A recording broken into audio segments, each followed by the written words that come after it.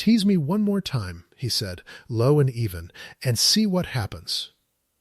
Callum Reyes did not look up from the blueprint when he said it, which was somehow worse than if he had.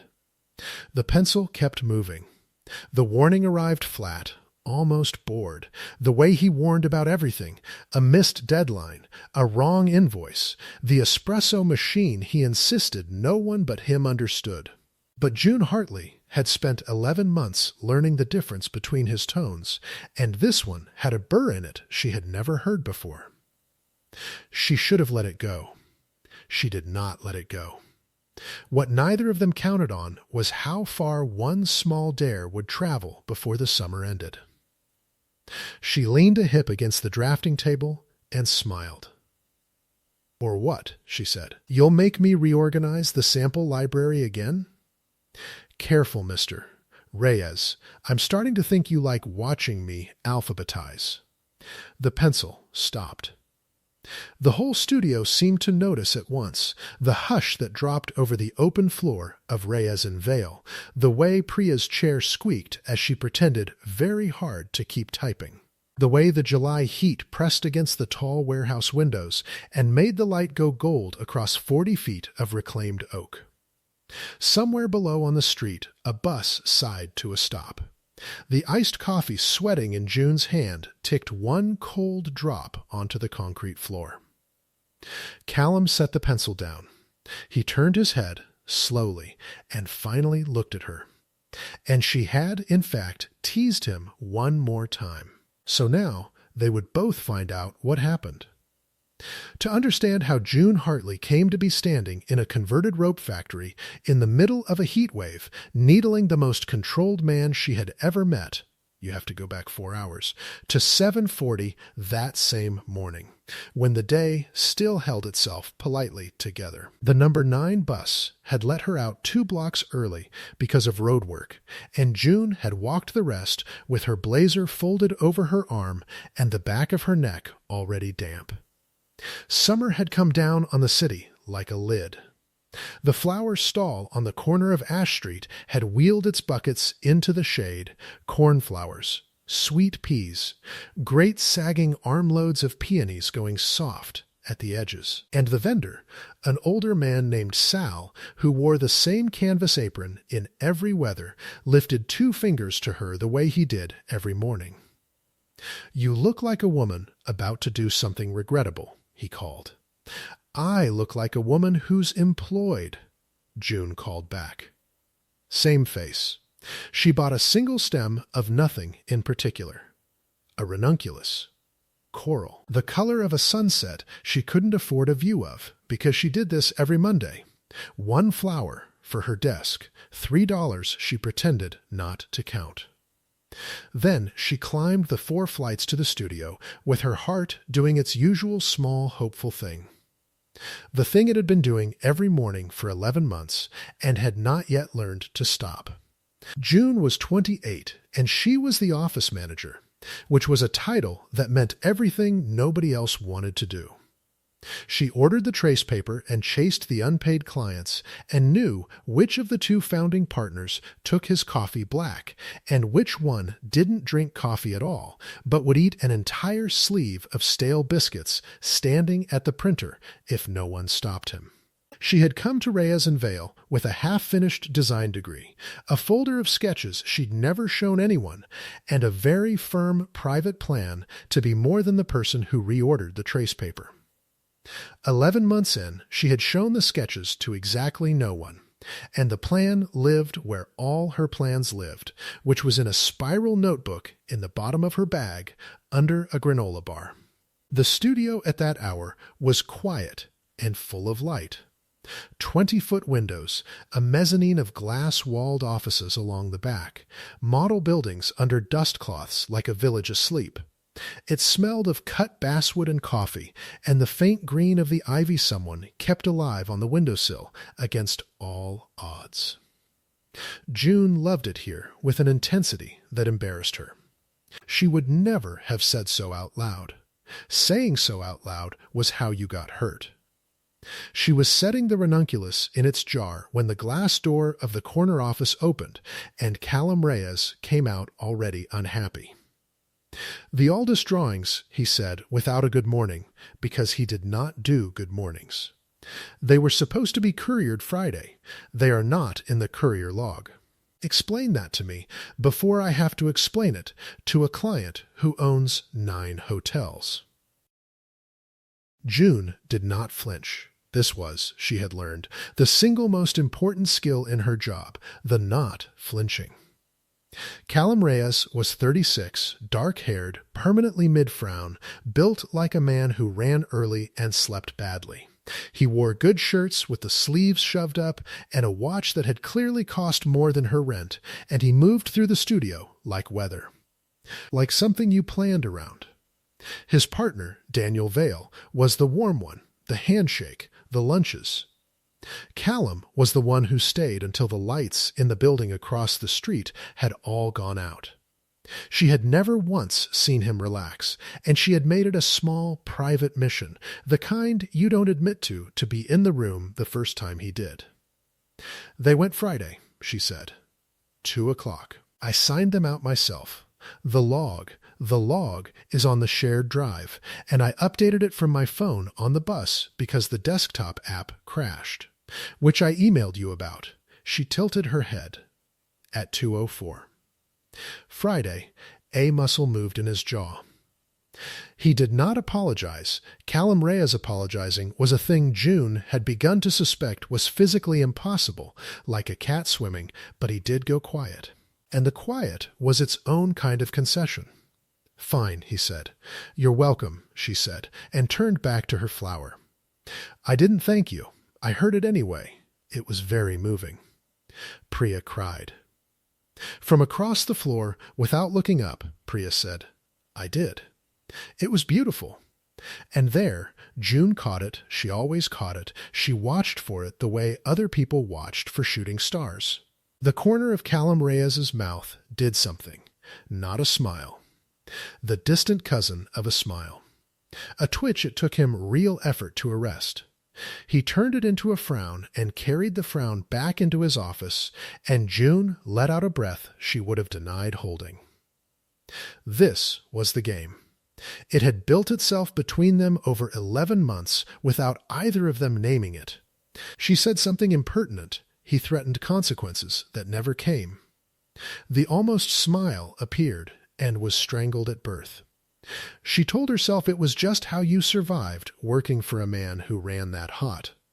She told herself a lot of things. The ranunculus, choral and absurd, watched her not believe a single one of them. The reason that Monday was different, the reason the polite surface of the day was already cracking, was the pavilion.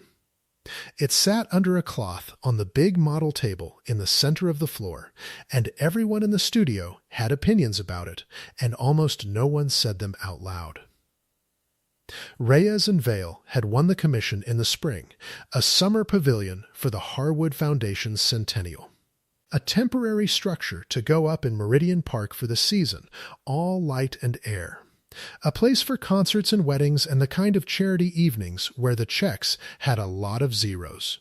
It was the firm's most visible job in years. Daniel had brought it in. Callum was building it. And the first public presentation, to the Harwood board, to the press, to the mayor's office, was Thursday. 4 days out. June knew, because June knew everything, that the design was in trouble. Not the beautiful part. The beautiful part was fine. The beautiful part was extraordinary. A canopy of overlapping timber ribs that let the light through like the shade under a tree. The problem was the money and the calendar, which were the two things nobody wanted to look at directly. The canopy as drawn needed a fabricator who could bend that much timber in 6 weeks. And the fabricator who'd promised to do it had, on Friday afternoon, the same Friday of the courier drawings, sent a 2-line email pulling out. June had read it before Callum had. She'd been the one to forward it into his inbox with a subject line she'd rewritten 4 times before landing on the neutral. Cowardly please see below. She glanced now at his office, at the back of his head bent over the drawings, and understood that the thing eating him this morning was not the courier log at all. The courier log was just the thing he could yell about. The real thing had no safe place to land. He hasn't told Daniel, Priya murmured, rolling her chair a careful few inches closer. She was 23 and saw more than she let on. About the fabricator. Has he? No, June said. Is he going to? He's going to fix it first and mention it never. June capped her pen. That's the whole personality. You could build a house on it. Could you, though? Priya said, deadpan, the way things are going with the fabricator, and June laughed before she could stop herself. One bright surprised note that carried across the quiet floor, and through the glass she saw Callum's head lift. That was the morning. It ran on like that. Hot, bright, wound a little too tight, through a delivery that came to the wrong floor.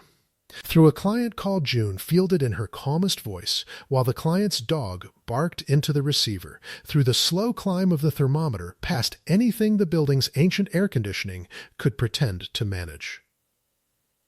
By noon the studio had loosened its collars. By 2, the light through the west windows had gone thick and amber, and the ivy on the sill looked half asleep. And Callum Reyes had been in his office for 6 straight hours, with the door shut and a growing pile of trace paper on the floor around his chair like fallen leaves.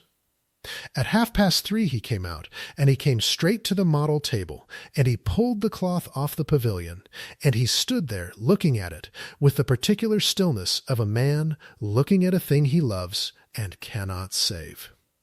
June watched him from her desk. She had been watching him on and off for 11 months. She knew the set of those shoulders. She got up. She should have brought him a coffee, or an update, or nothing at all. Instead, she crossed the floor, iced coffee in hand, and stood on the other side of the model with the timber canopy glowing between them. And she said the thing she'd been carrying around since Friday, like a stone in her shoe. You could split the ribs. He looked up. What? The canopy. Her heart was going hard. She kept her voice light, the game voice, the only register in which she knew how to say anything true to this man. You're trying to get one fabricator to bend the whole span. Nobody can, not in 6 weeks, and you know it, which is why you've been in there redrawing a thing that isn't a drawing problem.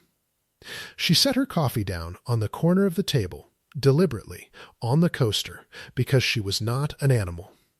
But if you split each rib into 2 shorter members and lap them at the crown, you've got pieces short enough that 3 shops could bend them at once.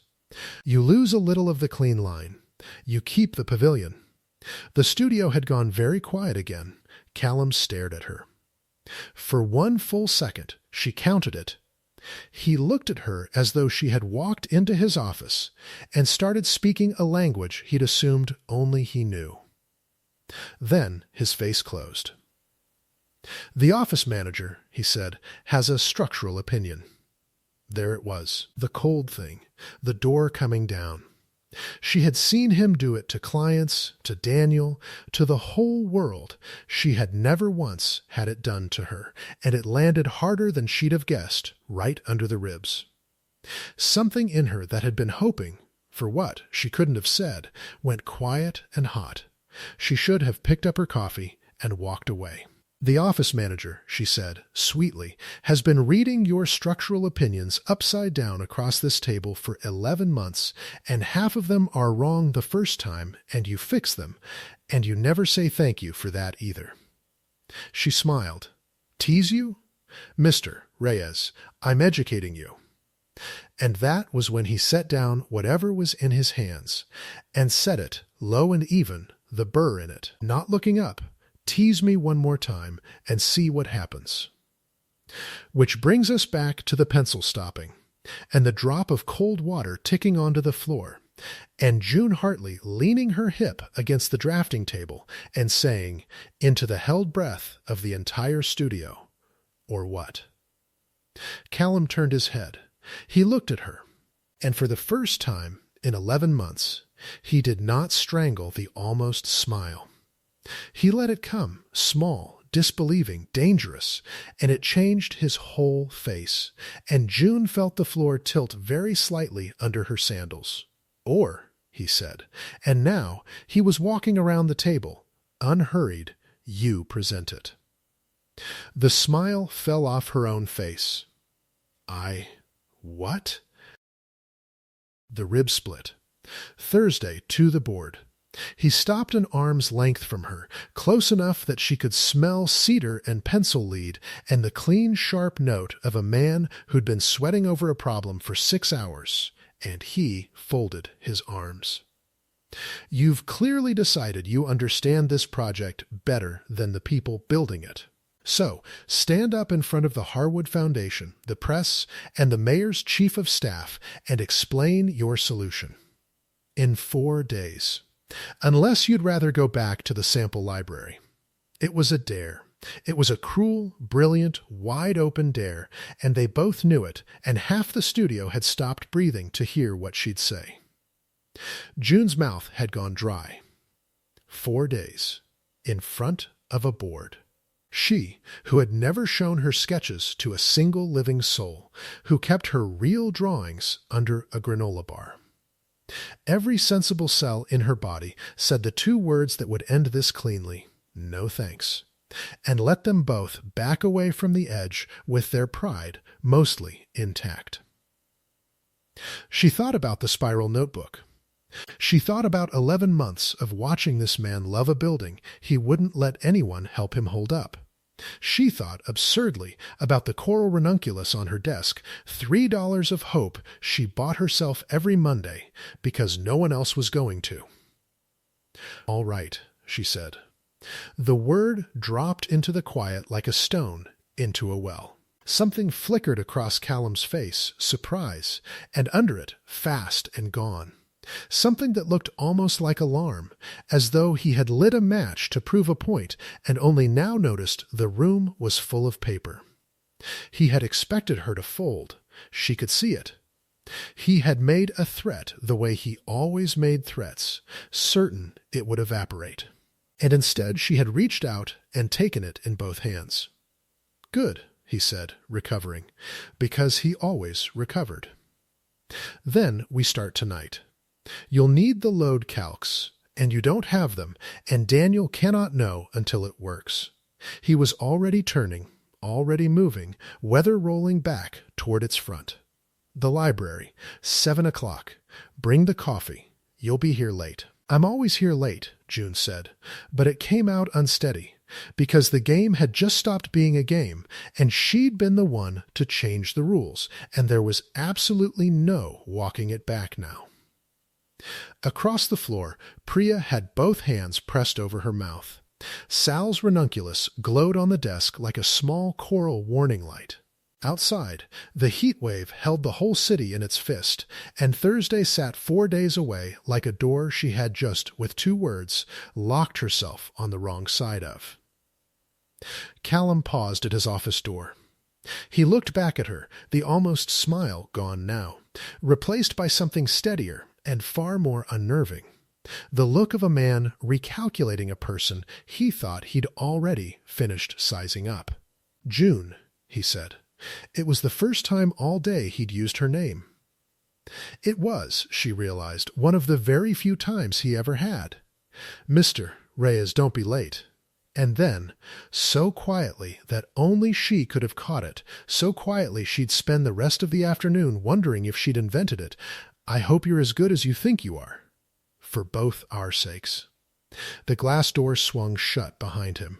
June stood alone at the model table with her heart slamming and her iced coffee melting to nothing, and 4 days between her and the largest, most public, most impossible thing she had ever agreed to do. And underneath the terror, unwelcome and undeniable, a bright, hot thread of something that felt almost exactly like joy. She picked up her coffee. Her hand was shaking. She looked at the timber canopy glowing gold in the afternoon light, at the beautiful broken thing she had just promised to help hold up, and she said, to no one, to the ivy, to herself, "What did you do, Hartley?" The ivy, wisely, said nothing at all. The ivy said nothing, and neither, for the rest of that long amber afternoon, did June, not to Priya, who kept mouthing questions across the floor. Not to Sal's coral flower nodding in its jar, not to the sensible part of herself that had been shouting since 2 words fell out of her mouth and locked a door behind her. By 6, the studio had emptied out. The heat had thickened rather than broken. It hung in the stairwell like a held breath, and the west windows burned orange over the rooftops, and the model buildings under their dustcloths threw long soft shadows across the oak. June stood in the sample library, a narrow back room walled floor to ceiling with bins of tile chips, timber offcuts, fabric swatches, and the flat files where the firm kept its old drawings, and tried to remember how to breathe like a person who did this all the time. She had brought the coffee, 2 iced Americanos sweating through their cups, and a paper bag of the almond cookies from the Portuguese bakery downstairs, because she had noticed 11 months of noticing that Callum Reyes forgot to eat when a problem had its teeth in him and got quietly, murderously irritable around the 4th hour of forgetting. He came in at 7 exactly, sleeves already shoved to the elbow, a roll of trace under one arm, and a scale ruler behind his ear like a carpenter's pencil. "You're early," he said. "I'm on time. You're just used to me being early." She pushed one of the cups across the table. "Drink that before you start being unbearable. I've seen you low blood sugar. It's like negotiating with a wasp." He looked at the cup. He looked at the bag of cookies she'd set beside it, the top folded neatly down. Something moved behind his face, a small recalculation, the kind she'd watched him do that afternoon.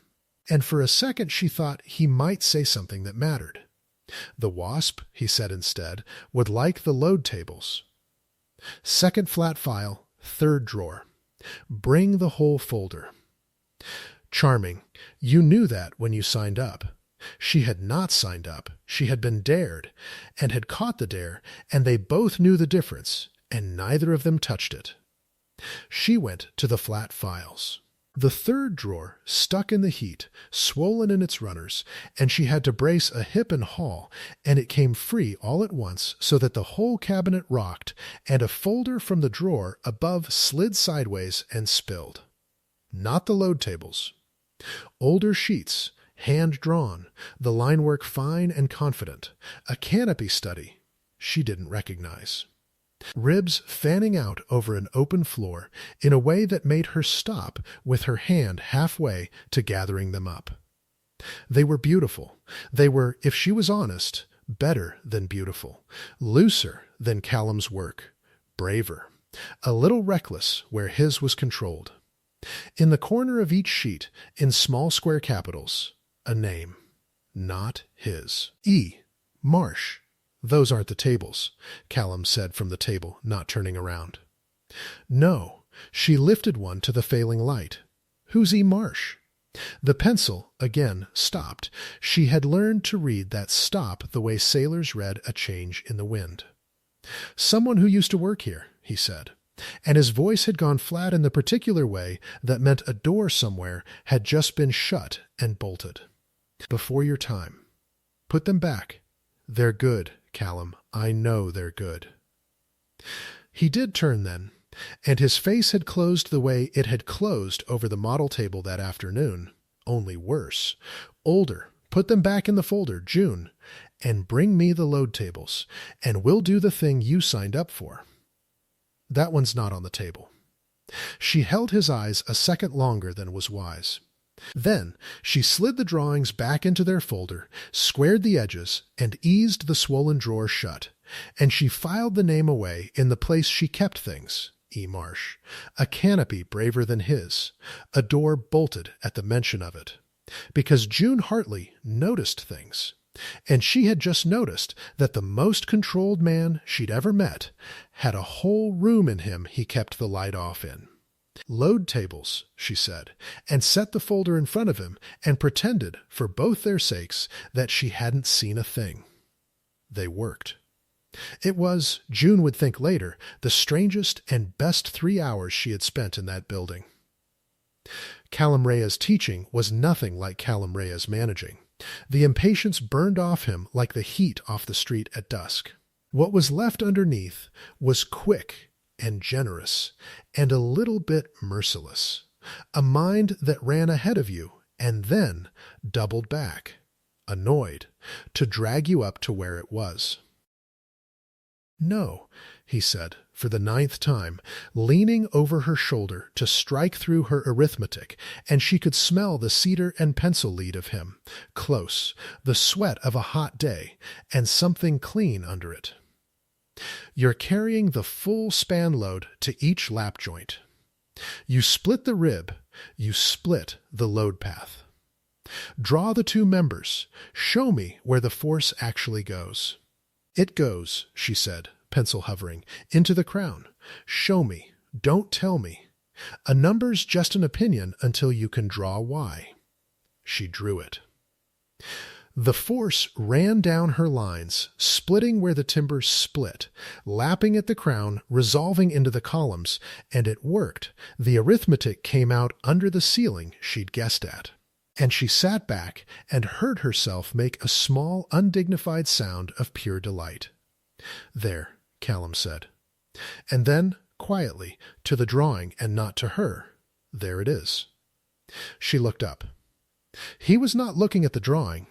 He was looking at her, and the almost smile had come again, and this time it reached his eyes, and it was the most undefended she had ever seen him. "What?" she said. "Nothing." He straightened, put the drafting table's width back between them, picked up his cold coffee like a man reaching for ballast. "You have the almond ones." "From downstairs." "You notice the cookies." "I notice everything." He ate one, standing, the way she'd seen him eat stale biscuits at the printer, and she thought, "This is it. This is the thing. The first time I've ever watched him stop running." She did not say it. Saying it out loud was how you got hurt. She reached across and stole a cookie out of his bag instead, and he let her, and the small dark room glowed for a moment like the ivy on the sill, half asleep and alive against all odds. "Callum," she said, because the room felt safe enough to risk it. "Why me? You could have stood up Thursday and split the ribs yourself. You didn't need to make it a dare." He was quiet a moment. Outside, far below, a bus sighed to its stop, and the last orange drained off the rooftops into blue. "Because I've been staring at that pavilion for 6 days," he said, "and I couldn't see it. And you looked at it upside down across a table for 4 seconds, and you could." He set the cookie down, half eaten. "Talent's not the rare thing, June. The rare thing is being right when it costs you to say it out loud." A pause, and the door in him swung, just slightly, toward the bolted room. "I've watched what happens to people who have it and never get to use it. I didn't want to be the reason it happened to one more. It was the most he had ever said to her. It was, she understood, an apology for the afternoon. The office manager has a structural opinion, folded into something that wasn't quite an apology, because he couldn't make those. And it had a shadow in it, the shape of E. Marsh. A name in square capitals. A canopy braver than his. "For both our sakes," she said softly, giving him back his own words. He looked at her, and for one held second the whole guarded architecture of him seemed about to give. Then his phone lit on the table between them, buzzing hard against the wood, and the name on the screen was Daniel, and the moment folded itself back up and put itself away.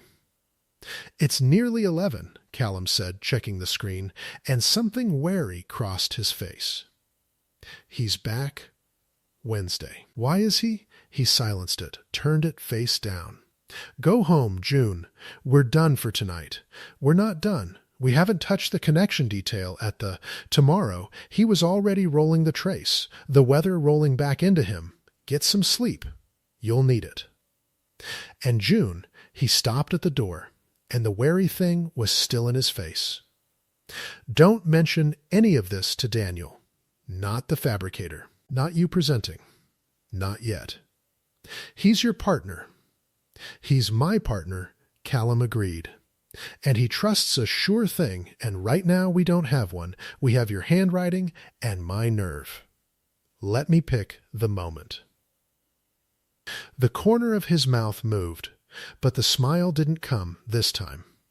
Trust me that far. And because she was standing in a glowing room at 11 o'clock at night with cookie crumbs on the table and a name bolted behind a door and a bright hot thread of joy still running under everything, she said, "All right." She would think about that word a great deal. Later, how easily she'd handed it over. How much it turned out to cost. Daniel Vail did not come back Wednesday.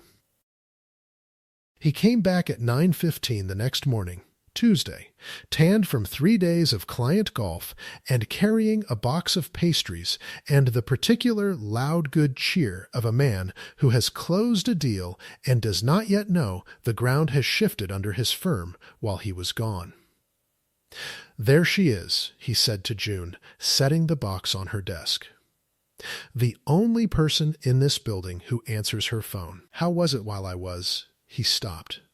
He looked at her face, which had done something involuntary, and then he looked past her at the model table, where the cloth was off the pavilion, and a second stool had been dragged up beside Callum's, and a second coffee cup stood on the coaster, and June's own handwriting ran up and down the margins of the load calcs pinned to the board. Daniel Vail was warm, but he was not slow. That was the mistake people made about him. "Callum," he called, easy, still smiling, the smile a beat behind his eyes now. A word. They went into the corner office, and they shut the glass door, and the whole studio watched the way the whole studio had watched the day before. Priya frozen mid-keystroke. The new intern pretending to sharpen a pencil that was already a needle, because glass keeps sound in, but not shape. And the shape of what happened in that office needed no volume at all. June saw Daniel find out. She saw it land in stages, the way she'd watched it land in stages the day before in herself. The fabricator. The 2-line email from Friday that Callum had sat on for 4 days. The realization, arriving all at once, of exactly how much was writing on Thursday, and exactly how little of it was solid. Daniel's hands came up, Callum's arms folded. The temperature in that glass box climbed past anything the building's tired air conditioning could pretend to manage. Then the door opened. Callum never let a thing stay contained when it could be made to move. And Daniel came out fast, straight to the model table, straight to the board with June's handwriting all over it. "Whose numbers are these?" Daniel said. Not unkind, just very, very level. "Mine," June said. Daniel looked at her for a long moment. He was not Callum. There was no cold door, no cruelty in it, only a man doing math about his own firm in real time and not liking the sum. "June," he said gently, "you're the best office manager this place has ever had. You are not a structural engineer, and you are not an architect, and in 48 hours we are standing up in front of the Harwood Foundation and the press with the mayor's chief of staff in the front row." He turned to Callum. "And your plan is to have the office manager present a redesign you've had for 1 day. Built on a fabricator we don't have, because the one we did have walked, and you decided I didn't need to know. The plan," Callum said, "flat and even, the burr in it June had heard exactly once before, is the only one that keeps the pavilion. Split ribs, 3 shops, 6 weeks. It works. The math works. You want to stand up Thursday and tell the Harwood board we're delivering a compromised building on time or a beautiful one late? Because those were our choices, Daniel, and I chose.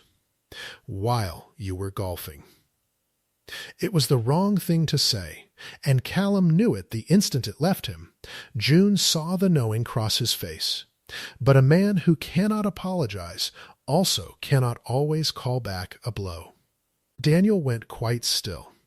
I brought this commission in, he said quietly. I brought it in shaking hands you won't shake, at dinners you won't sit through. Because that is my half of this, and building the thing is yours, and it has worked for 9 years, because I trust your half and you trust mine. He straightened his cuffs, one and then the other. So here is my half, since you've decided to gamble it. Vivian Cross is coming here at 4. Today, the name meant nothing to June. It clearly meant a great deal to Callum, whose jaw set. Why? Callum said. Because the Foundation's nervous, Callum. Because word travels, and a fabricator pulling out is exactly the kind of word that travels, and Vivian Cross did not get to be the Harwood Foundation's design director by waiting to be surprised. Daniel picked up a pastry, looked at it, put it down, the appetite gone out of the morning. She's coming to see the model and be reassured. And if she is not reassured, she has a name in her back pocket, a firm out of the coast, all glass and spectacle, that would take this commission off our hands by Friday and thank her for it at the gala. He met his partner's eyes. So, reassure her. And God help us, keep the office manager's handwriting off that board before she gets here. He walked to his own office and, being Daniel, shut the door softly, which was somehow louder than if he'd slammed it. The studio breathed out. June stood with her ears ringing, and the word Daniel had used sitting on her skin like a burn. Office manager. Twice now, from 2 different men in 2 different tones, and it landed the same both times, right under the ribs where the afternoon before had already left a bruise. Callum came around the table. Whatever had glowed in the sample library at 11 o'clock was gone. The weather was back, the front rolled all the way in. Take your numbers down, he said. You just told Daniel they work. They do work. Take them down anyway. Vivian Cross walks in here at 4 and sees an office manager's handwriting on a redesign, and she doesn't hear split ribs, she hears a firm in chaos, and she reaches for the phone in her back pocket. He was already pulling her sheets from the board, careful of them, rolling them the way he rolled his own. This isn't about whether you're right, June, you're right. It's about who gets to be right in this building. And to Vivian Cross, that's a very short list, and you're not on it, and neither, today, am I. Then why am I presenting Thursday at all? He stopped, the roll of her calcs in his hand. And there it was again, that flicker of alarm she'd caught the afternoon before. The man who'd lit a match to prove a point. Because that's between you and me, he said. Lo, this afternoon is between me and Vivian. Don't confuse the two. You mean hide, June said. The heat of the office and the heat of the day and the bruise under her ribs all rose at once. You want me to hide. Yesterday, you dared me to stand up in front of the whole Harwood board. And today you're rolling up my handwriting so a woman I've never met won't have to know I exist. Yes, Callum said, and did not soften it, and it was the honesty of it that stole the air out of her lungs. That's exactly what I want. For 4 hours. Because I need Vivian Cross calm more than I need you seen, and if that makes me a... He stopped himself. Set the roll down. Ran a hand over the back of his neck, the first unguarded thing he'd done since Daniel walked in. "It's 4 hours, June. Give me 4 hours." And this, June thought, was the man. This was the whole of him in one motion, dare you up onto the high wire at 3 o'clock and cut the net at 9 the next morning, and mean both, and not be able to say why either one was true. "Fine," she said, which was his word, thrown back at him, cold. She took the roll of her own drawings out of his hands. "But I'll put them away myself. I don't need help hiding." She carried her handwriting into the sample library, past the flat file with its bolted door, and she stood a moment in the narrow hot dark with her own numbers rolled in her fist, and she thought about E. Marsh, a canopy braver than his, someone who used to work here, before your time, put them back. And a thought arrived, unwelcome and complete. He did this to her too, whoever she was. Dared her up and cut the net. Some old flame, some woman brave enough to draw ribs like that, whom he'd loved and unmade and shut behind a drawer. June did not have a single fact to hang the thought on. She hung the whole afternoon on it anyway, because a bruised heart will build a story out of exactly 2 clues if you leave it alone in a hot, dark room long enough, and this one would cost her more than she could yet guess. Vivian Cross arrived at 4 o'clock precisely, and the temperature in the studio dropped 10 degrees the moment she came through the door. She was somewhere past 50 and wore it like a credential, silver-white hair cut sharp as a blueprint edge, a linen suit the color of bone that had not dared to wrinkle in the heat, and a way of entering a room that made everyone in it aware of their own clutter. She looked at the exposed brick and the ivy on the sill and the model buildings under their cloths, and you could watch her price each of them and find the sum sentimental.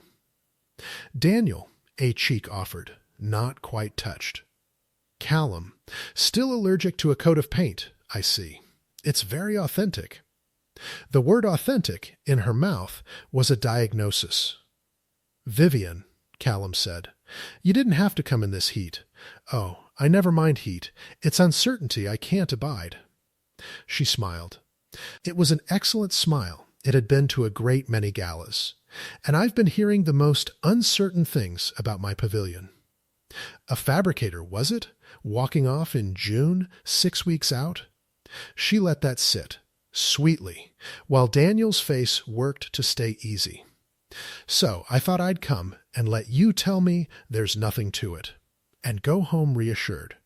Go on then, reassure me. June, at her desk, had gone very still and very quiet, which was the not flinching she was good at. She watched Callum walk Vivian to the model table.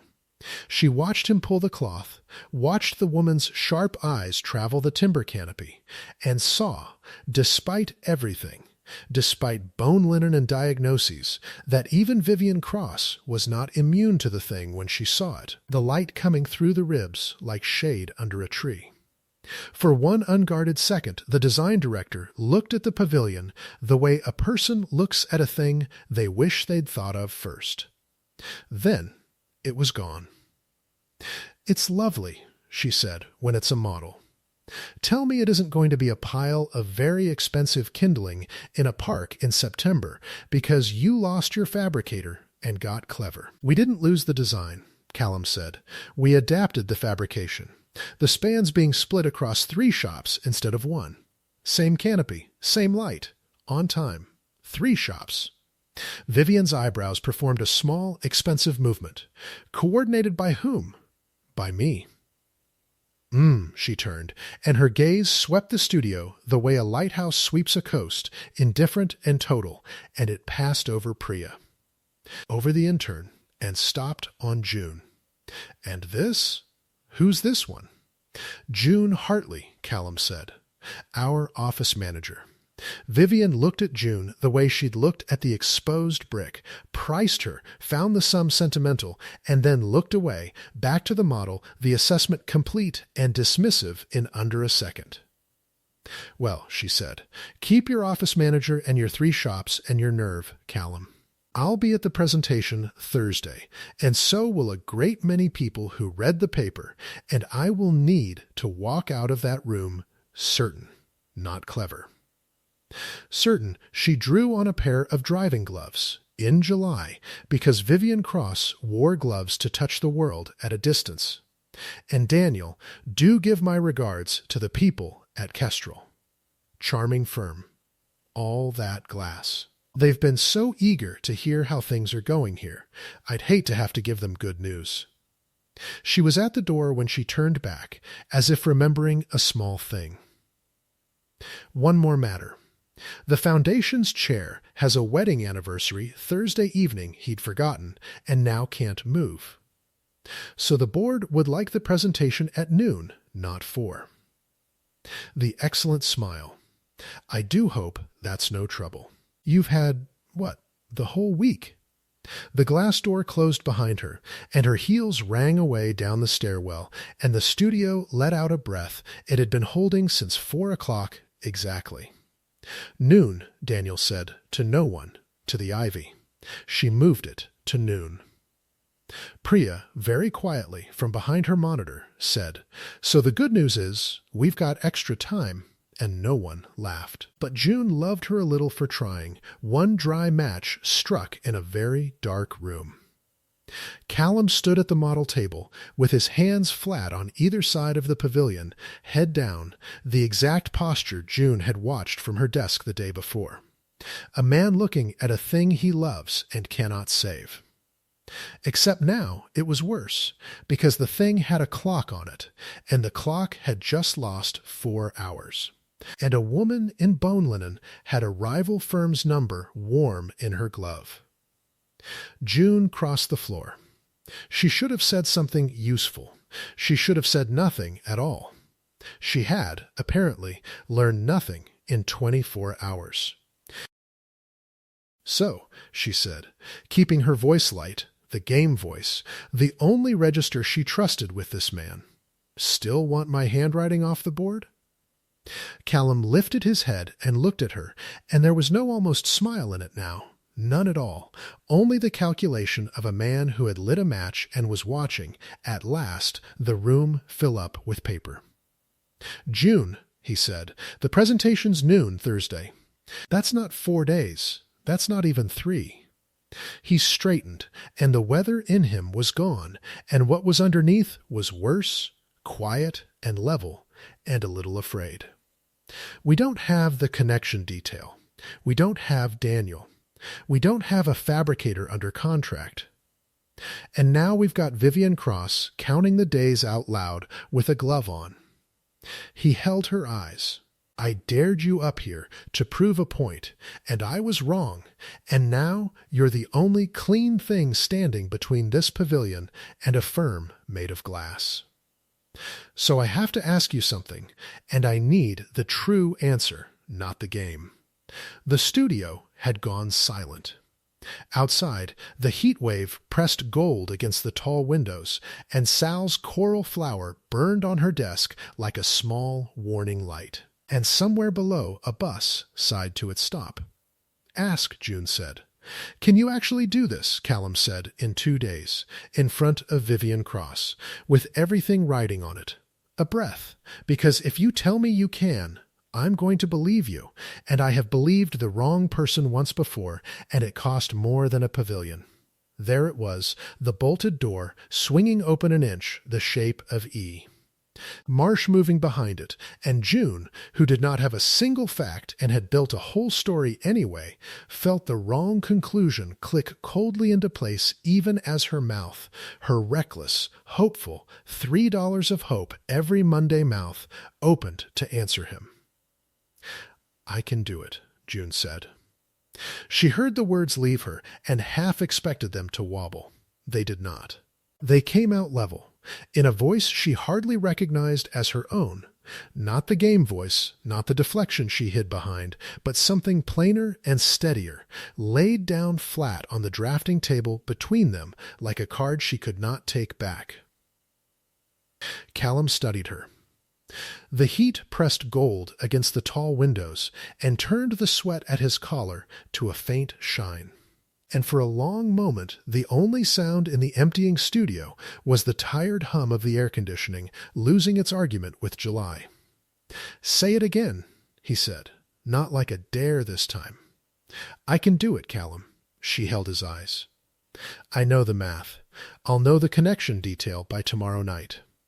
I've watched you talk to hard rooms for 11 months. I know how you do it, the slow part.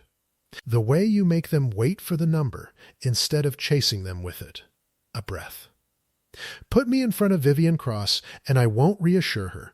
I'll make her want it. That's different, and it's better, and you can't do it because you're too angry at her to sell to her." Something moved behind his face, the recalculation again, the one she'd learned to watch for the way Sal watched the sky. "No," he agreed quietly. "I can't.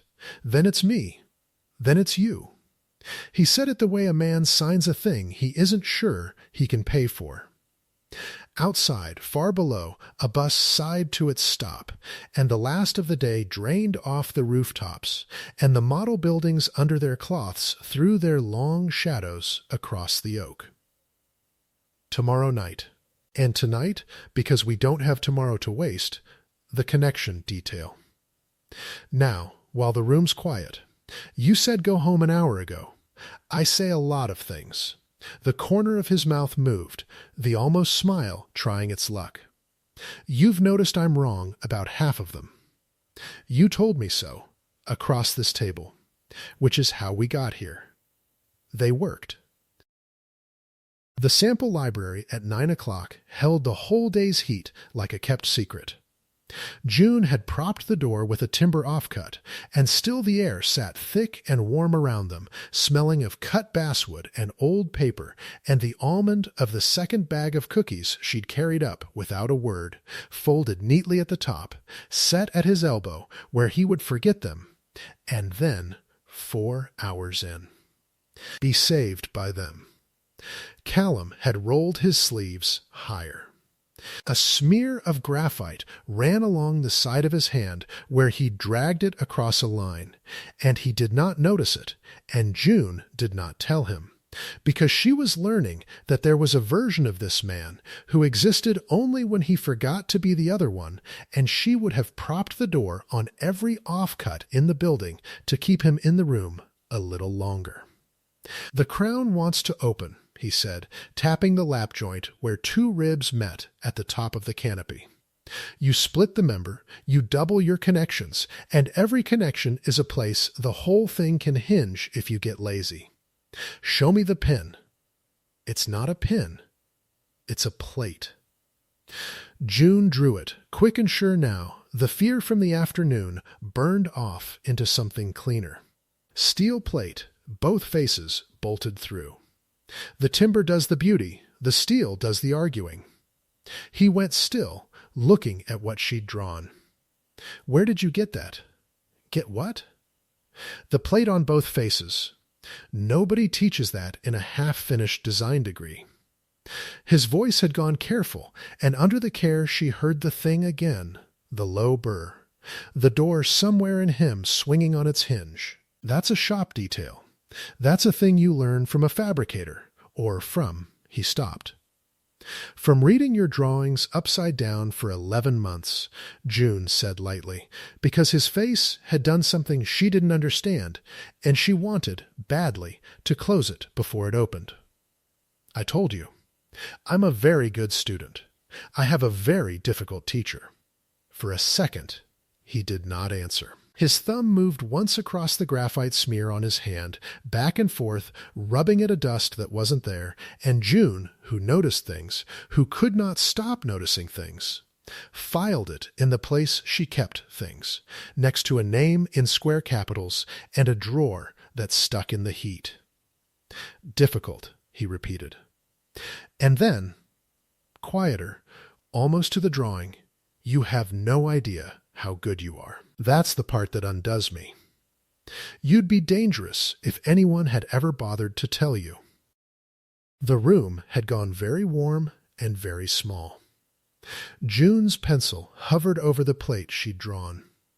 She was aware of the space between them, an arm's length, the width of a canopy that let the light through like the shade under a tree, and she was aware that if she leaned even slightly across it, the whole game would end, one way or the other, and she would find out at last what happened. She leaned. Just an inch. Just enough. Callum's phone lit on the table. Not Daniel. This time. A number, no name, and Callum looked at it the way you look at a knock at the wrong hour, and the room's warmth went out of it all at once. "I have to take this," he said, and he was already standing, already the weather, already gone from the small glowing room and back out onto the open floor with the phone at his ear. Through the propped door, June heard the shape of it and not the words, his voice dropping low, clipped, the sentences short and hard, one hand rising to the back of his neck and staying there. Once, only once, she heard a word clear across the quiet, a name. Ellery. He said it the way you'd say a thing you had promised yourself you would never say again. Then he moved further off, out of the door's line, and June sat alone with a steel plate she'd drawn, and a canopy that wasn't entirely hers to draw, and a name, Ellery, snapping into place beside another one, E. Marsh. Like two halves of a broken plate finding their edge. When he came back, his face had shut all the way. "Go home," he said. "We've got the crown. It's enough for tomorrow. Callum, go home, June. It's late, it's hot, and you'll present better rested than curious." He rolled the trace, the movements precise, a man rebuilding a wall brick by brick while you watched. "I'll see you at 8. She went. But at the door of the library she looked back, and he was standing over the model with his hands flat on either side of it, head down, and she thought, that's not a man looking at a building he loves. That's a man looking at a thing that's about to happen to him for the second time. She did not sleep much. The heat wouldn't let her, and neither would the name. Wednesday came up white and airless, the sky the color of a held breath, and June was at the studio by 7:30 with 2 iced Americanos and a resolve she'd talked herself into on the number 9 bus. Eyes down. Numbers only. Present Thursday. Ask nothing. Sal had lifted 2 fingers to her from the shade of his buckets, and she'd bought the ranunculus even though it was Wednesday. Choral and absurd, because she'd needed the $3 of hope more than she needed to keep her own rules. By noon she had the connection detail whole. She would remember, afterward, that it was a good hour. The best hour. Priya had rolled her chair over to watch the plate resolve on the board, and even the intern had drifted close. And June had stood back from her own work with graphite on her knuckles and felt, for the length of one clean breath, the enormous private joy of a person who has made a true thing with her hands. "That's it," Priya said softly. "That's actually it. June, you did that. We did that." No, Priya shook her head, dead serious for once, no dry match in it. "He gave you a dare and a flat file. You did that. And it was the flat file, the innocent, ordinary word of it, that undid the good hour. Because June needed a second load table to check the plate against the crown, and the load tables lived in the second flat file, 3rd drawer. And the 3rd drawer stuck in the heat, and she braced her hip and hauled the way she had 2 nights before. And the folder from the drawer above slid sideways and spilled again, the hand-drawn sheets, the fine confident line work, the canopy study by E. Marsh. She had glanced at them. Before, she had not read them. She read them now. Ribs fanning out over an open floor, and each rib she saw, her stomach going slowly cold in the heat, drawn in 2 members. Split, lapped at the crown. A steel plate on both faces of the joint, bolted through, the timber doing the beauty, and the steel doing the arguing. her detail. The one Callum had gone still over, the one nobody teaches in a half-finished degree. It was here, 6 years old by the date in the corner, drawn by a hand that was not hers and was not his, in a folder in a drawer he had told her, put them back. That one's not on the table. To close. June stood very still in the narrow hot dark and felt the good hour drain out of her feet into the concrete floor. "You've gone a funny color," Priya said from the doorway. "It's the heat. Sit down. I'll get you, Priya." June did not look up from the drawings. "Who's Ellery Marsh?" The name landed in the little room and changed the air in it. Priya's easy face went carefully, deliberately blank, the look of someone who has been in a building 11 months less than you, and has still, somehow, heard the one thing you haven't. "I don't. Where did you get that name?" "It's on these." "It's on a folder Callum told me to close. He said it on the phone last night." June's voice was very level. It was the not flinching, running now on nothing but the not flinching. "You know something. You always know something. You knew about the fabricator before I did. Priya, who is she?" Priya glanced at the corner office, where the glass was empty, Callum out of sight, Daniel on a call behind his own closed door, and then she stepped into the library and eased the offcut aside and let the door drift most of the way shut, and when she spoke it, was barely above the hum of the air conditioning. "He's a he, first of all," Priya said. "Ellery Marsh. And I only know because my aunt worked reception here before me, and she told me exactly once, at a family thing, when she'd had too much sun and not enough of anything else, and she made me promise I'd never bring it up in this building because Callum," she stopped. "Because it's the one thing you don't. Bring it up." 6 years ago. Before Reyes and Vale was Reyes and Vale, back when Callum was the young the one nobody trusted yet. Priya's words came quick and quiet, the story clearly told to her the same way. There was a competition, big civic thing, a concert canopy for the waterfront, and Callum wasn't going to enter because he was junior and it wasn't his turn. And there was this. Kid isn't right. He was 23, 24, younger than Callum, a fabricator's apprentice who could draw like that. She nodded at the fanning ribs. Ellery Marsh. No degree, no letters after his name, worked the timber shop that did the firm's models. And Callum found his sketches and lost his mind over them, my aunt said. Dared him into it. Told him talent's not the rare thing. The rare thing is being right when it costs you to say it out loud, pushed him up in front of the whole competition jury to present his own design. An apprentice. No one from the shop had ever stood in that room. The heat sang in June's ears. Talent's not the rare thing. He had said it to her, in this room, 2 nights ago, over cold coffee. The most he had ever said to her. She had thought it was hers.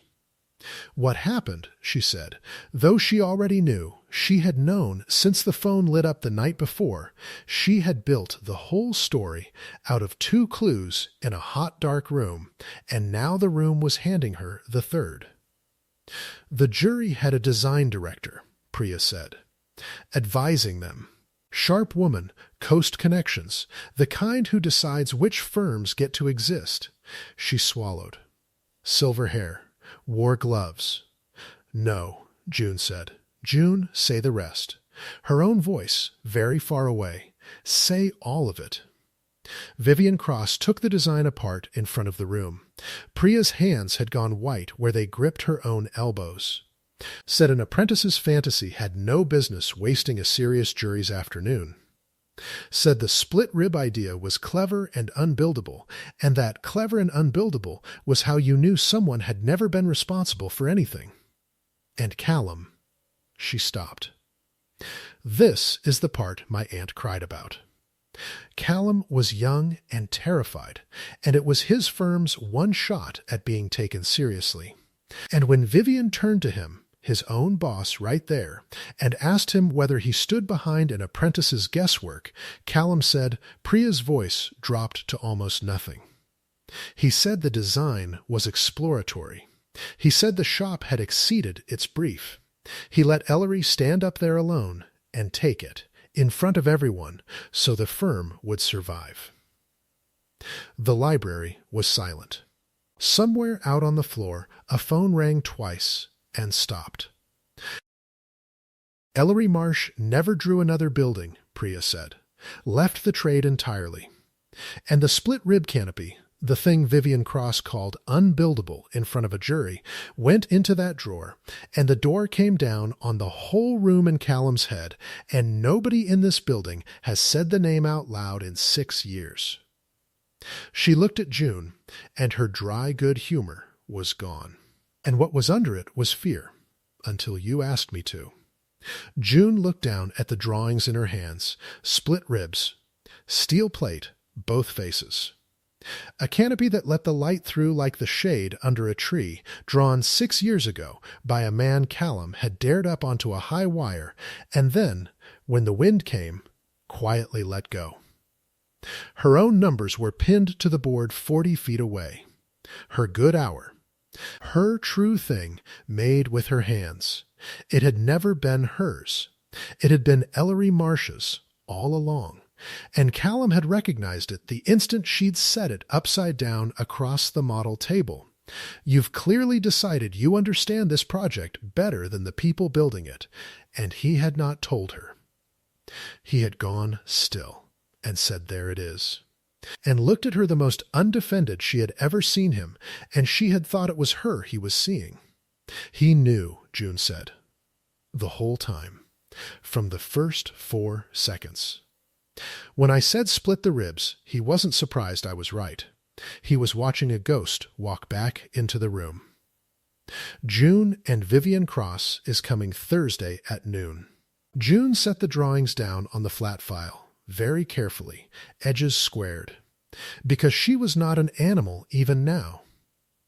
The same woman. And he's putting me up in front of her. With the same idea she buried a man for. Her hands had gone steady in the terrible way that meant something had stopped inside her. He's doing it again. He found somebody with no letters after her name and no one to tell her she's good, and he dared her up onto the exact same wire in front of the exact same woman, and he didn't tell her what happened to the last one. You don't know that's what he's, don't I? June looked up, and Priya flinched from whatever was in her face. He rolled my handwriting off the board so Vivian wouldn't see the office manager existed. Yesterday, he said it himself, I need her calm more than I need you seen. He's already deciding, Priya, right now, what he'll say when she turns to him in that room and asks whether he stands behind the office manager's guesswork.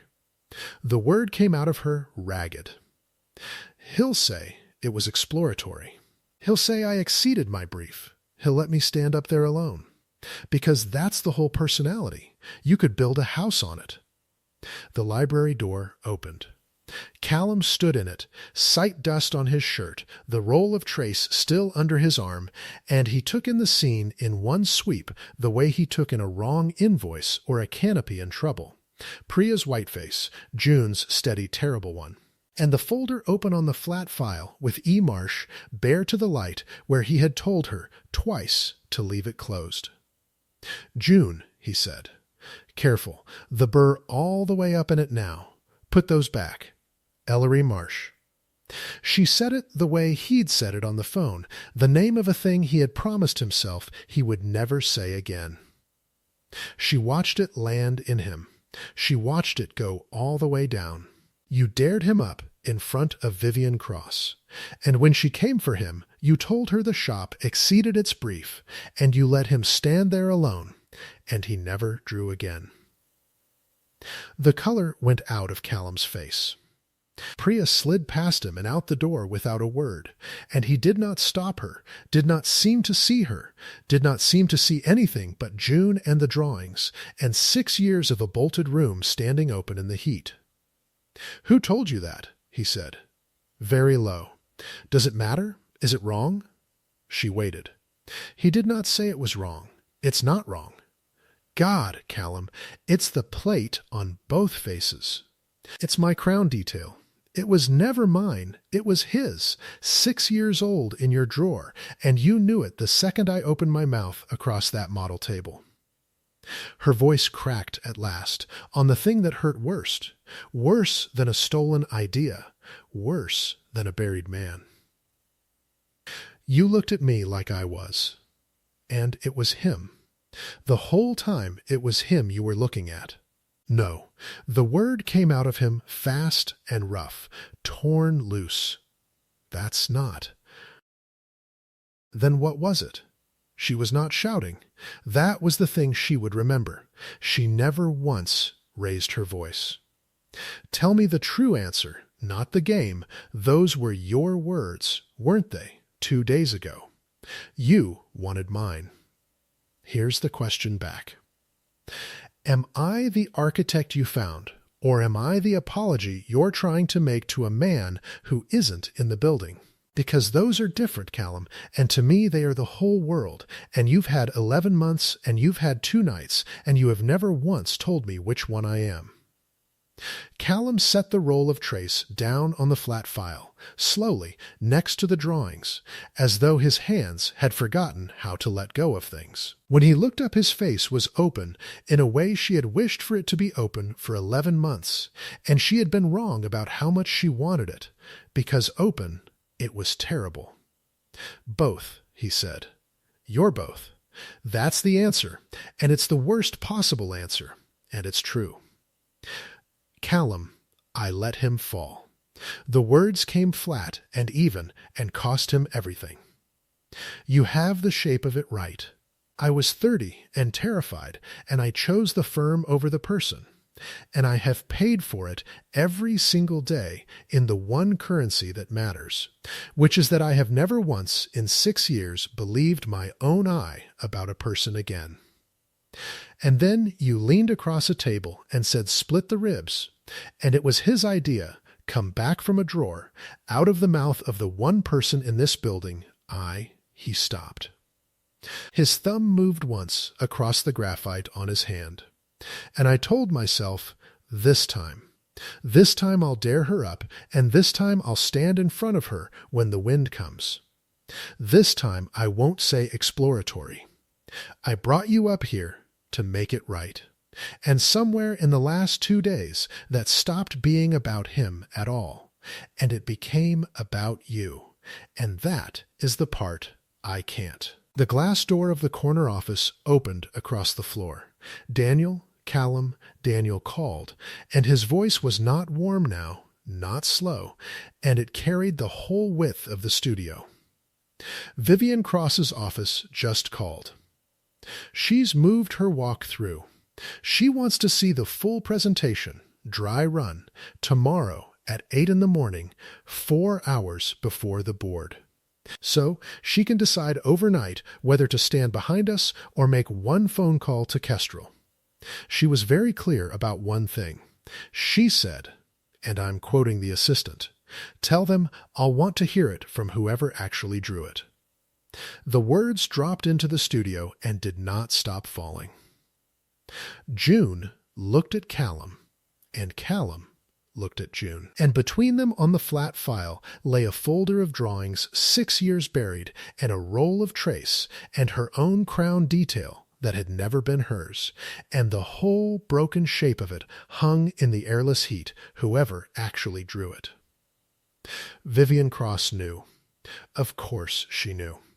Vivian Cross had been counting the days out loud in a glove because Vivian Cross remembered a canopy she had called Unbuildable. And she had heard it was walking again, and she was coming back to bury it a second time and see, at last, who Callum Reyes would let fall to save himself. 8 in the morning, June said, very quietly. So there's no board to hide behind, just her, and the idea she already ended once, and whoever's brave enough to stand next to it. June, Callum's voice had nothing left in it but her name. You don't have to do this. I'll present it. I'll stand up tomorrow and say every word of it is mine, and take whatever she does with that. You can walk out of this right now, and it costs you nothing. And it's the first sensible thing either of us would have done since you said or what across that table. And there it was. The door he was holding open. The clean exit. The two words that would end it and let her back away from the edge with her pride mostly intact. June thought about the spiral notebook under the granola bar. She thought about a man who had drawn ribs like that and never drawn again, because the one person who believed in him had gone quiet at the worst moment. She thought about $3 of coral hope she bought herself every Monday because no one else was going to, and about 11 months of watching for an almost smile like other people watch for shooting stars, and about how she had promised herself once that she would be in the room the first time Callum Reyes stopped running, and how she had never once considered that stopping might mean turning around to face the thing behind him. She picked up Ellery Marsh's drawings. She squared the edges, and she did not put them back in the drawer. No, June said, I'm not walking out, and you're not presenting it alone. She held the 6-year-old canopy against her chest, coral flower on her desk, burning like a warning light 40 feet away, the whole city held in the white fist of the heat wave outside. Tomorrow at 8, when Vivian Cross turns to you and asks whether you stand behind the office manager's guesswork, I want to be looking at your face when you answer. Because I'll believe your drawings, Callum. I've read half of them upside down, and you fix them, and you're brave on paper. Her voice did not shake. I just don't know yet if you're brave in the room. And neither, I think, do you. Callum said nothing. He had no game for it, and no weather, and for once no door to bring down, only a man standing in the heat with 6 years open at his feet, and 14 hours between him and the one question he had spent all of them running from. Outside, far below, a bus sighed to its stop. The ivy on the sill hung half asleep and alive against all odds. And somewhere past the tall gold windows, tomorrow came on toward 8 o'clock like a door neither of them could lock, with Vivian Cross's gloved hand already reaching for whatever waited on the other side of it. June did not go home. She sat on the studio floor with her back against the flat file until the light through the tall windows went from gold to gray to the deep bruised blue of a summer night that would not cool. And Ellery Marsh's drawings lay across her knees like something warm she was afraid to set down.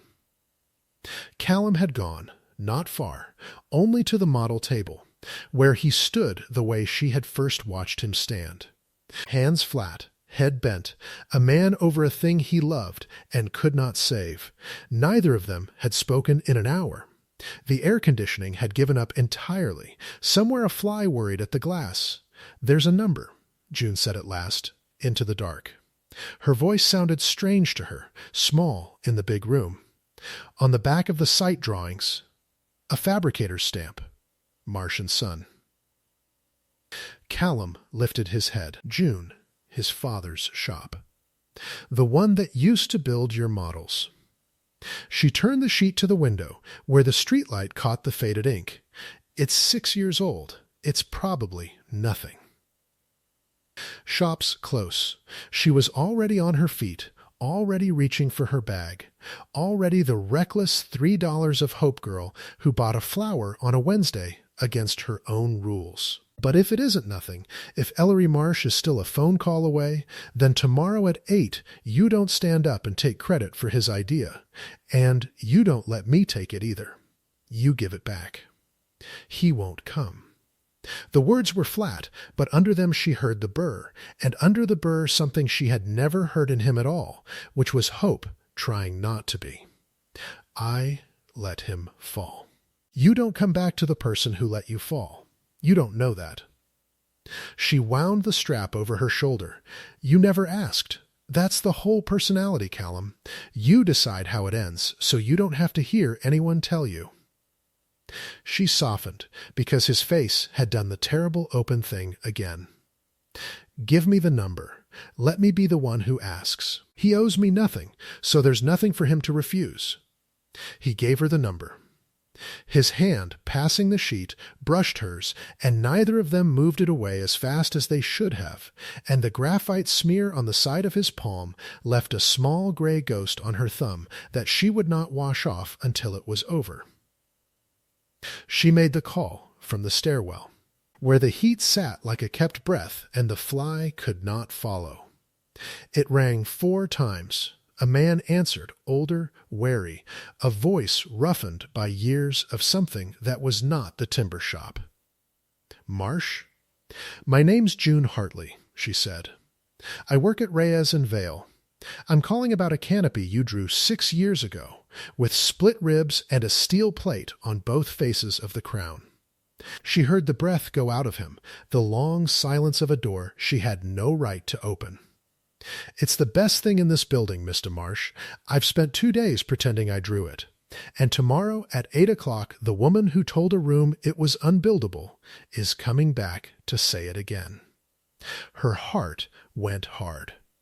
I think you should be here to tell her she was wrong. I think you've earned that more than anyone alive. For a long time, the line held nothing but a man breathing in a room she could not see. Callum asked you to call me? Ellery Marsh said finally. No, she would not lie to him, not to this one. He said you wouldn't come. He said you don't go back to the person who let you fall. A sound came down the line that might have been a laugh, if a laugh could be tired. He's not wrong about much, Ellery said. He's wrong about that. A breath. 8 o'clock. I still have my old ones, the originals. The line clicked, and June stood in the hot stairwell with her hand shaking and a gray ghost of graphite on her thumb, and, absurdly, impossibly, a bright hot thread of joy running under the terror where it had run for 11 months. She went back up. Callum was where she'd left him, over the model. She stopped in the doorway. He's coming, she said. Callum did not move. When he spoke, it was to the pavilion, not to her. Then I have until 8 to become a person who can stand in a room and watch someone he stopped. His thumb found the graphite that was no longer there. You should go home, sleep an hour. You'll present better rested then than curious, she finished. You said that Monday. It didn't take then either. She crossed the floor and stood on the other side of the model, the timber canopy glowing between them in the streetlight, exactly as they had stood the afternoon she had said the thing that started all of it. I'm not going home, Callum. I'm going to stand here with you, and this beautiful, broken thing, until it's light. Because that's what somebody should have done for you 6 years ago, and nobody did. A breath. That's not the game. That's just true. He looked at her across the ribs. And for the second time, she watched the whole guarded architecture of him lean toward giving way. And this time, no phone lit. No glass door opened. No name snapped into place. There was only the two of them and the canopy, and the long blue hour before a morning neither of them could lock. Stay then, he said. It was not much. From him it was everything. Dawn came up white and airless again, the sky a held breath over the rooftops. By 7 Priya was there, though no one had asked her, with a box of the almond cookies and a face scrubbed of all its dryness. By 1:30, Daniel, in the good suit he wore to be reassuring in, though he did not look reassured. The studio had swept itself, straightened its cloths, set the model at the center of the floor with the light coming through the ribs like shade under a tree. And June stood by the flat file in yesterday's blouse, with graphite on her knuckles and a coral ranunculus from Sal's shade buckets in the jar on her desk. $3 of hope burning like a small warning light, and waited to find out what happened. At 2 minutes to 8, the freight elevator groaned in its shaft. Callum went still. They all did. The doors dragged open, and it was not Vivian Cross. It was a man of about 30, lean, sun-worn, in a clean shirt gone soft with washing, carrying a cardboard tube under one arm the way another man might carry something breakable. His eyes found the model first, went to it the way a person's eyes go to a face they have not let themselves look at in years, and only then found Callum across 40 feet of oak and stopped. "You look old," Ellery Marsh said. "You look—" Callum's voice failed him entirely. He tried again. "Ellery, don't." Ellery held up one hand, not unkind, a man managing his own footing. "I didn't come for that.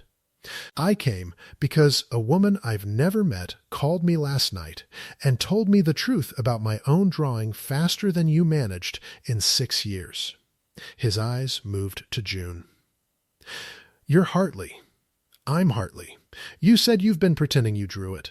Something moved at the corner of his mouth, the ghost of a thing, a cousin of a thing. "How'd it feel?"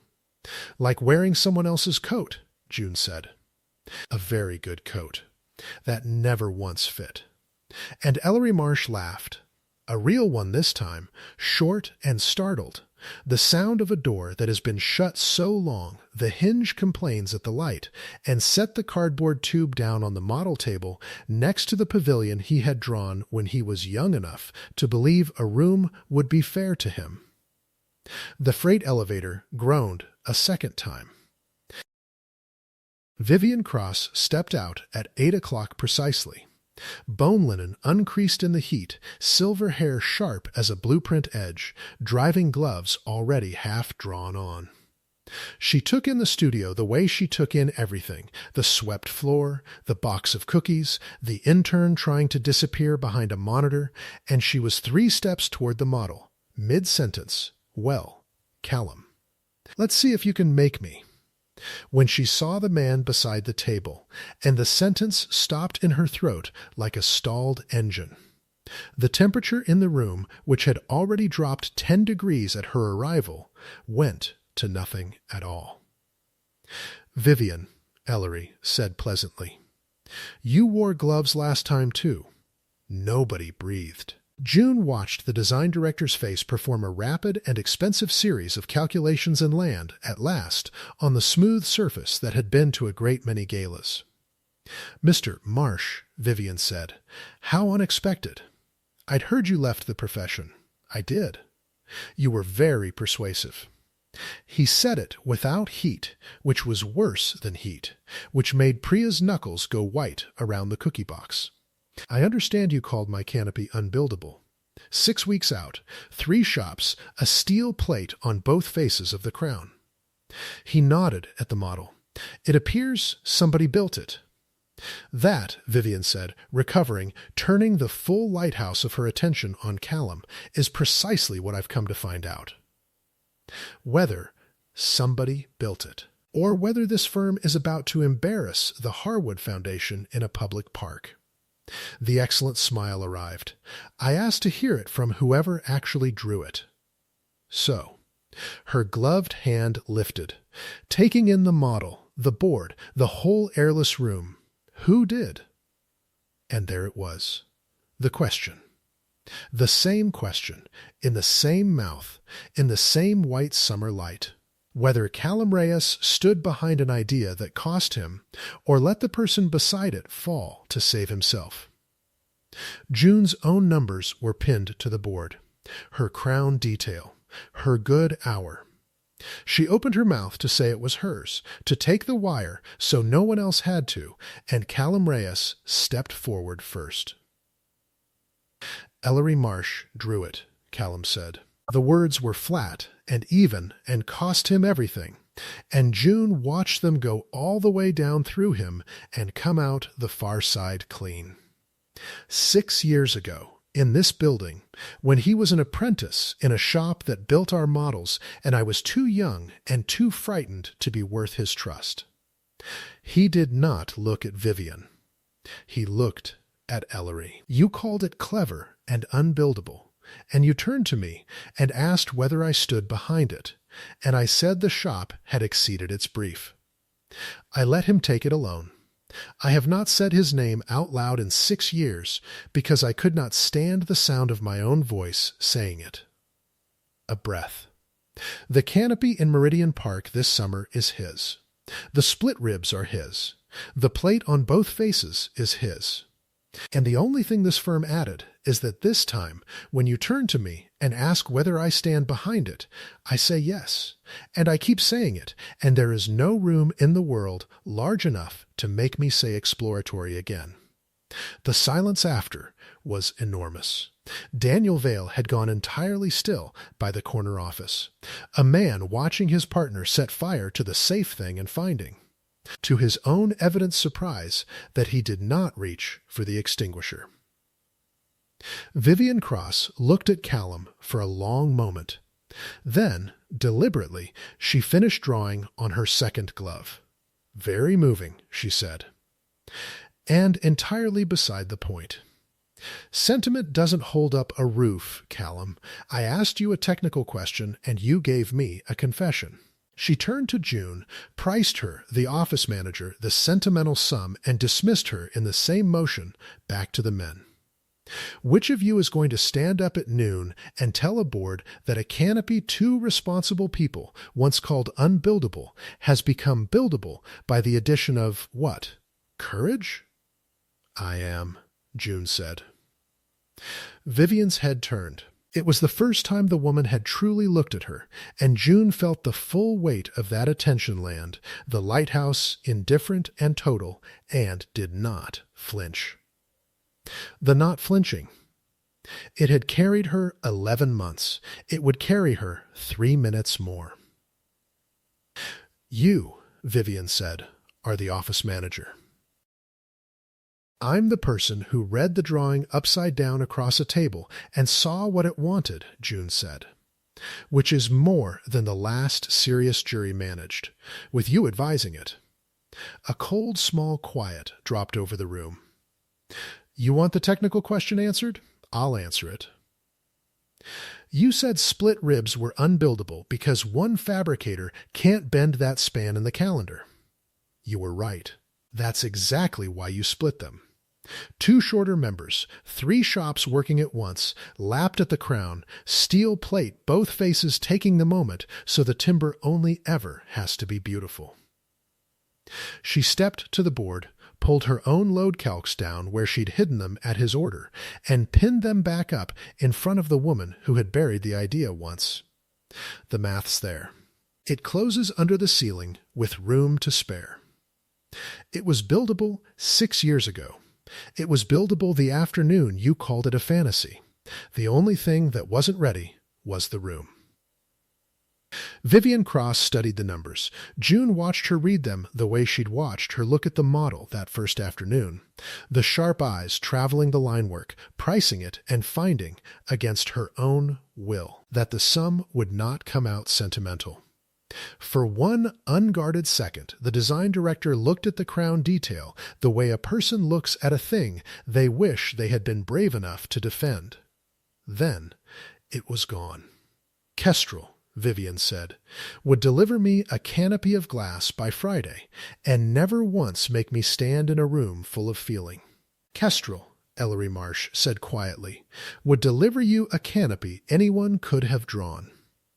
He tapped the model, the ribs fanning out over the little empty floor. "You've got a design director's eye, Vivian, best I ever stood in front of. You knew this was good 6 years ago. That's why you took it apart so thoroughly. You don't waste that kind of effort on a fantasy." He picked up his cardboard tube, uncapped it, and drew out the originals, 6 years old, fine and confident and braver than anything in the room, and laid them on the table beside the model where the morning light fell across them. "You can call Kestrel. Or You can put your name on the thing you were right about before anyone else in that jury. And let the paper say the Harwood Foundation backed a canopy the coast firms couldn't have imagined. One of those is a phone call. The other's a legacy. You always did know the difference. June had gone very still. It was the exact move Callum made, the slow part, the way you make a hard room wait for the number instead of chasing them with it.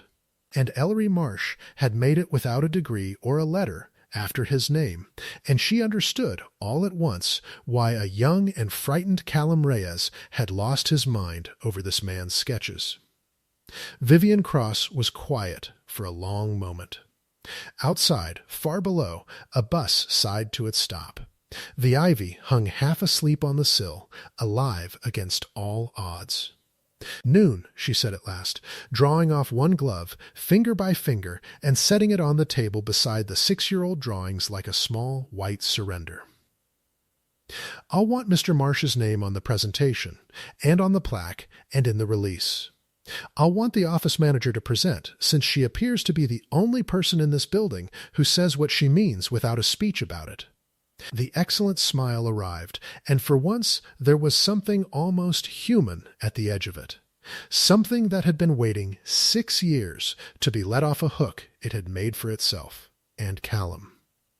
"Do give my regards to Kestrel. I'll be telling them the commission is spoken for." She was at the freight elevator when she turned back, as if remembering a small thing. "You were a coward at 30, Callum," Vivian Cross said, not unkindly, a woman who had done her own arithmetic in real time and not liked the sum. "So was I at 50. It's easier to bury a good thing than to be responsible for it." She drew the second glove off, so that she left the building barehanded, touching the world at no distance at all. "You've stopped. I recommend it." The doors dragged shut, and her heels rang away down the shaft, and the studio let out a breath it had been holding since 2 minutes to 8. For a moment, no one moved. Then Priya set the cookie box down very carefully and said, into the ringing quiet, "So the good news is, Kestrel's free for the weekend." And this time the whole room laughed. Daniel first, helpless. A 9-year weight going off him all at once, then the intern, then even Ellery Marsh, the tired hinge complaining at the light. June did not laugh. She was looking at Callum, and Callum was looking at Ellery, and the two men stood a table's width apart, with 6 years open between them and no glass door left to shut on it. "I don't know how to say it," Callum said. His voice had nothing in it but the words. "There isn't a version that's enough." "No," Ellery agreed. "There isn't." He capped the empty tube. "But you said my name in front of her. That's the one I stopped believing you'd ever say." He looked around the studio, at the model buildings under their cloths, at the ivy, at the light through the ribs. "I drove past this building maybe 100 times over 6 years, and never once came up. Turns out all it took was a stranger on the phone telling me I was good." His eyes went to June. "You should keep that one, Callum. She does in a night what took you 6 years, and she does it for people who can't pay her back. That's the rare thing." He almost smiled. "Talent's not the rare thing. Somebody told me that once." Right before he got it wrong. Looks like he finally got it right. He shook Daniel's hand, and Priya's, and last of all he stood in front of Callum a moment with his hand out, and Callum took it, and held it, and neither of them said anything at all, because between two men who had wronged and been wronged the understanding ran too deep to need any words in it. Then Ellery Marsh walked to the freight elevator he had once ridden as an apprentice and wrote it down, and left the door of the bolted room standing open behind him in the summer light. The presentation at noon June barely remembered afterward, except that it went the way she had promised Callum it would. She did not reassure the board. She made them want it. She made them wait for the number. She said Ellery Marsh's name into a room full of press and a mayor's chief of staff and watched it land clean, 6 years late and exactly on time. And when the chair of the Harwood Foundation asked, at the end, who this remarkable young office manager was, Daniel Vail stood up and said, "She's our newest designer, and if any of you try to hire her out from under us, I'll deny this ever happened." And the room laughed, and June's eyes stung, and she thought of a spiral notebook under a granola bar and did not, this time, reach to hide it. It was nearly 6 when the studio finally emptied. The heat had not broken. It would not break for another week. The whole city held in the white fist of it, but the light through the tall windows had gone gold again. That thick amber that turned 40 feet of reclaimed oak to honey, and June stood at the model table with the pavilion glowing between her hands and did not hear Callum come up until he was on the other side of it. They stood exactly as they had stood the afternoon it started, the canopy between them, the ribs letting the light through like shade under a tree. "So," June said, the game voice, out of habit, out of self-defense. "Still want my handwriting off the board?" No, he did not smile. He was looking at her the way he had looked at her in the sample library at 11 o'clock, the most undefended she had ever seen him, and this time she knew, at last, that it was her he was seeing. "June, I have to answer your question. You asked me whether you were the architect I found or the apology I was making to a man who wasn't in the building. You said they were different, and to you they were the whole world, and I never told you which. You said both." Her heart had gone hard. "You said it was the worst possible answer." It was. It isn't any more. He came around the table, unhurried, the way he'd come around it the first day, weather rolling forward, and stopped an arm's length from her, close enough that she could smell cedar and pencil lead and the clean, sharp note of a long, impossible day. "Ellery walked back into this building this morning, and I gave him his name back, and the drawer came open.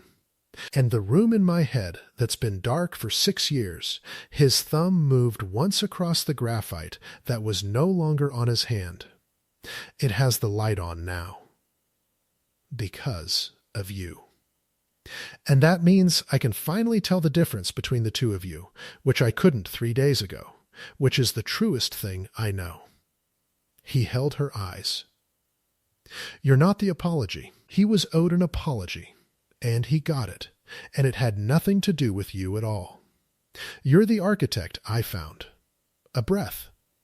And you're the person I've watched buy herself a flower every Monday for 11 months, because nobody else would, and I have wanted, every single one of those Mondays, to be the one who Callum," her voice was not steady now. "That's a very long sentence for a man who runs that hot. I'm learning to finish them." The corner of his mouth moved, the almost smile, coming, and this time he let it. "You told me on Monday you were starting to think I liked watching you alphabetize. You were right. You've been right about nearly everything, which is unbearable. And I'd like to keep being told so across this table for a very long time, if that's—" He didn't finish. She leaned across the canopy the inch she had not let herself lean the night before, and she kissed him, the timber ribs glowing gold between them, the ivy half asleep on the sill, the whole city held in the summer heat outside, and Callum Reyes, the most controlled man she had ever met, stopped running entirely, and kissed her back like a man who had finally set down a thing he'd been carrying too long to remember the weight of. When they broke apart, his hand had come up to the side of her face, graphite smudged thumb resting light against her cheekbone, and she was laughing, and there was a gray ghost of a fingerprint under her eye that she would not wash off until morning. "For the record," June said, "that is what happens when someone teases you one more time." "I've been warned," Callum said gravely, "that she's dangerous. now that someone's finally bothered to tell her she's good. The pavilion went up in Meridian Park across the last weeks of that summer, 3 shops bending timber at once, the split ribs lapping at the crown exactly as a young apprentice had drawn them 6 years before anyone was ready. On the evening it was finished, the Harwood Foundation held its centennial beneath it, and the checks had a great many zeros. And the light came down through the overlapping ribs onto the grass like shade under a tree, and on the small bronze plaque at the base, first of the names, in square capitals it said E. Marsh. Ellery came to the opening. He stood under his own canopy in a clean, soft shirt, with a glass of something cold sweating in his hand, tilting his head back to watch the summer dusk come apart into gold through the ribs, and when June found him there, he was not tired at all. "I'm teaching again," he told her. "Timber shop out past the river, kids with no letters after their names, who can draw like the devil and think nobody's ever going to let them stand up." He looked at her sideways. "Callum funds it. Won't let me tell anyone. Says it's between him and the shop. The tired hinge, complaining happily at the light. That's the whole personality. You could build a house on it." "You could," June agreed, "the way things are going," and Ellery Marsh laughed his short, startled laugh under the canopy he had waited 6 years to see. And somewhere across the party, Priya was telling the mayor's chief of staff, deadpan, that the espresso machine at Reyes and Vale ran better than the mayor's office, and it did, because June had finally learned how it worked. Sal's flower stall was still on the corner of Ash Street the following Monday, buckets wheeled into the shade, cornflowers and sweet peas and great sagging armloads of peonies going soft in the heat. June stopped the way she stopped every Monday. But she did not buy one stem this time. She bought an armful coral ranunculus, all of it, every last $3 stem of hope Sal had, because there were 2 drafting tables at Reyes and Vale that needed one now, and a shop past the river that needed the rest, and a whole studio full of people who would pretend not to notice and be glad anyway. "You look," Sal called, lifting 2 fingers to her from the shade, "like a woman who did something regrettable." "I did," June called back, her arms full of coral. The summer morning bright and enormous around her, the number 9 bus sighing to its stop behind her exactly on time. "Best mistake I ever made. Told my boss he was wrong. Turns out he was." She grinned. "Same face, Sal." She climbed the 4 flights with the flowers, and her heart did its usual small, hopeful thing, the thing it had done every morning for 11 months, and had finally, at last, been given a reason to keep doing.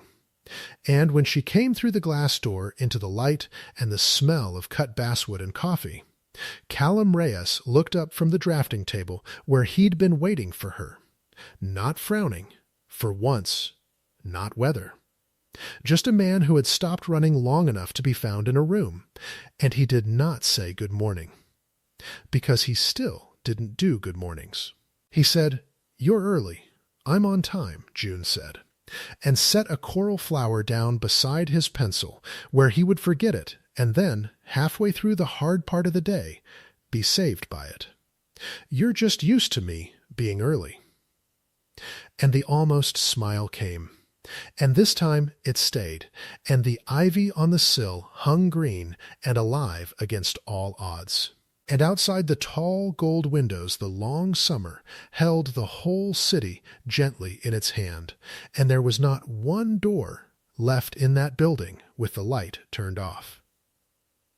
If this story warmed something in you the way it warmed me to tell it, stay a moment longer with us, subscribe to Adrian Romance Stories, and let the next one find you when you need it most.